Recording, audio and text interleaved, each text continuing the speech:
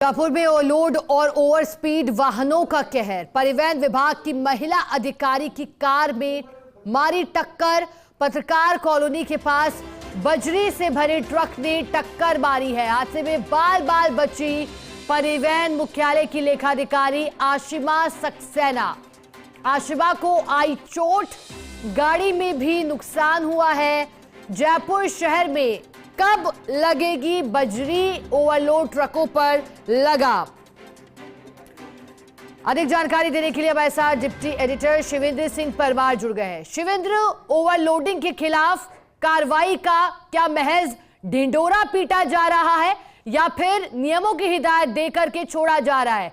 क्योंकि ये जो हुआ है वाकया वो तो कुछ ऐसा ही दर्शा रहा है। क्या घटनाक्रम हुआ था शिवेंद्र?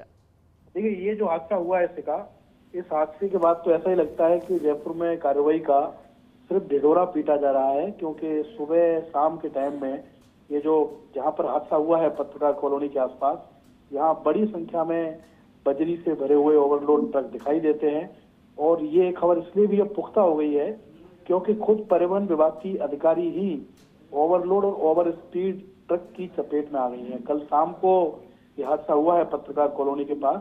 परिवहन मुख्यालय में वरिष्ठ लेखाधिकारी हैं आशिमा सक्सेना, उनकी गाड़ी को एक बजरी से भरे ओवरलोड और ओवर स्पीड ट्रक ने टक्कर मारी है। और गनीमत ये रही कि वो बाल बाल बच गई, लेकिन उनको काफी चोट आई है। उनकी जो गाड़ी थी उसमें काफी नुकसान हुआ है। और हादसे के बाद जो ट्रक चालक था वो मौके से भाग गया था।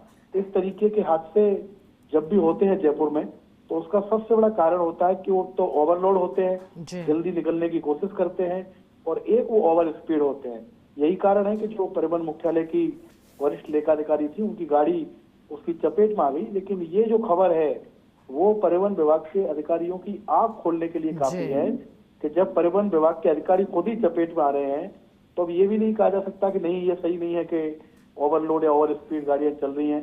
बड़ी संख्या में चल रही हैं, हो सकता है कि चोरी छिप के चल रही हो, लेकिन इस कार्रवाई के बाद ये कहा जा सकता है कि अभी भी पूरी तरह से जयपुर में ओवरलोड और ओवर स्पीड पर शिकंजा परिवहन विभाग नहीं कर सका है।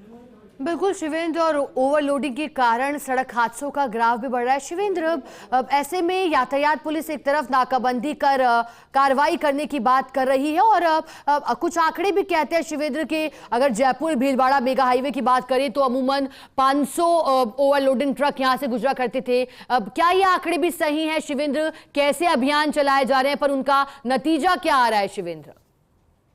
तो खैर चलाए जा रहे हैं, आरटीओ जयपुर ने भी अभियान चलाए हैं, लेकिन जब तक इस तरीके के हादसे रुकेंगे नहीं, जब तक वो अभियान कितने सफल हैं ये नहीं कहा जा सकता। हादसे तो लगातार हो ही रहे हैं और ये जो हादसा है वो तो इसलिए भी चिंताजनक है क्योंकि खुद परिवहन विभाग की जो अधिकारी हैं वो ही ओवरलोड और ओवर स्पीड वाहन की चपेट में आ गई।